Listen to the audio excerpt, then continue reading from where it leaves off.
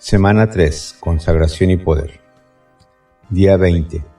Con fuerzas como las del búfalo. Lectura devocional, Isaías 40:29. Él da esfuerzo al cansado y multiplica las fuerzas al que no tiene ningunas. Palabra o promesa que encontramos en este texto: en Dios tenemos nuestra completa sanidad y fortaleza. Acción que debemos tomar: confesar y hablar a nuestro cuerpo y al enemigo que Dios nos sana y nos fortalece. Durante esta semana se ha hecho énfasis en proseguir a la meta, al premio del supremo llamamiento de Dios, según se nos exhorta en Filipenses 3:14. La Iglesia del Señor tiene que seguir adelante, esforzándose día a día hasta que Dios lo diga. Pero también hemos estado hablando de distintas armas que el enemigo usa contra la Iglesia para frenarla, así como de la provisión que Dios nos da para no dejarnos vencer por nada que Satanás use contra nosotros. Recordemos, el lunes se habló de cómo lograr que Satanás no pueda ya más acusarnos por causa del pecado. El martes, de cómo vencer a la tentación. El miércoles, reencontramos nuestro valor y seguridad en Cristo. Y el jueves, de cómo lograr que el temor no nos paralice.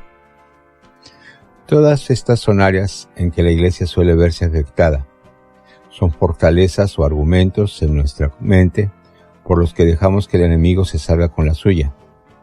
Pero la palabra de Dios nos dice en 2 Corintios 10:4 que Dios nos ha dado poderosas armas espirituales para destruir esas fortalezas en nuestra mente.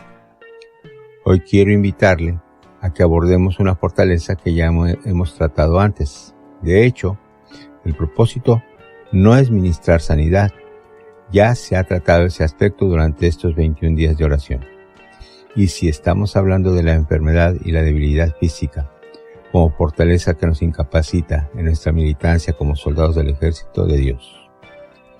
Todos, creo yo, hemos tenido la experiencia de pasar por enfermedad en más de una ocasión. Y cuando es así, no podemos, o por lo menos eso es lo que creemos, continuar con nuestra actividad de manera normal. Si somos gente que trabaja y que necesitamos el ingreso para suplir nuestras necesidades, entonces procuramos la justificación médica para que no se nos descuente el día. Esto es válido, aunque no todos pueden disfrutar de este beneficio. Un comerciante, por ejemplo, sabe que si no trabaja, nadie le dará lo que deje de ganar por causa de la enfermedad. Sea como sea, lo cierto es que el que está enfermo no es productivo, y en el terreno del trabajo de la Iglesia, esto es algo que Satanás sabe muy bien. De ahí que podemos estar seguros, además de lo que la misma palabra de Dios nos enseña, que definitivamente no es voluntad de Dios que estemos enfermos. Por eso, una de las principales características del ministerio de Jesús, y más tarde del de los apóstoles, era sanar a los enfermos. Por supuesto que el Señor los sanaba porque tenía compasión de ellos, pero yo creo que también tenía que ver que fueran, o mejor dicho, que fuéramos útiles para la obra de Dios. Un creyente sano puede hacer mucho para la obra de Dios. Un creyente enfermo hace poco. Y un creyente muerto no hace nada. No quiero que me malentiendas. No estoy diciendo que Dios vaya a sanarte solo por el interés de tu productividad. Él nos ama y puede sanarnos solo por misericordia, aunque no se lo retribuyamos. Pero lo que sí es real es algo que ya dijimos antes. A Satanás sí le interesa que no seamos productivos y por lo tanto va a frenarnos con lo que sea que tenga a la mano, incluyendo la enfermedad. Pero quizás te preguntes, ¿por qué Dios no sanó a Pablo? Pablo mismo nos dice que Dios le declaró que le bastaba con su gracia. Y yo creo que efectivamente le bastó, porque la enfermedad que él tuviera de ninguna manera lo detuvo para llevar a cabo la obra de Dios.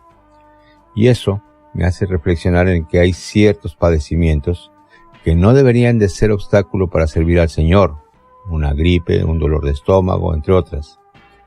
Es triste que los usemos como argumento y excusa para dejar de comprometernos con el Señor. En todo caso, dichos padecimientos o cualquier enfermedad deberían motivarnos a luchar en oración por nuestra sanidad, a fin de poder servir en las mejores condiciones al Señor. O sea, preocuparnos de que la enfermedad no esté impidiéndonos trabajar para el Señor. Por eso, la reflexión de hoy lleva como propósito que alcancemos la victoria sobre la enfermedad y que nos hagamos de las fuerzas del búfalo para vencer al enemigo. Si Dios promete dar esfuerzo al cansado y multiplicar las fuerzas al que no tiene ninguna, como dice nuestro texto de hoy, es porque también está dándonos la sanidad para poder servirle mejor. Por último, quiero comentar que también es una cuestión de actitud y de fe. Digamos que realmente pasamos por enfermedad. ¿Quién va a tomar el control de tus pensamientos y actitudes? ¿Dios o la enfermedad? Te invito a orar conmigo la siguiente palabra. Este día, Señor, reconocemos que la enfermedad ha hecho presa del ánimo de la Iglesia. No vamos, nuevamente, a suplicar por nuestra sanidad. Sabemos que tú conoces nuestra situación y sabemos que tú puedes enviar la sanidad. Creemos con todo nuestro corazón que así ya lo estás haciendo. Pero el día de hoy, lo que queremos es afirmarnos en el poder de tu palabra y de tus promesas, para rechazar todo engaño del enemigo que nos mantiene en enfermedad y debilidad. Somos sanos por el poder de la sangre de Jesucristo y nos levantamos en victoria, a pesar de que nuestro cuerpo parezca decir lo contrario. En ti, Señor, somos más que vencedores. Amén.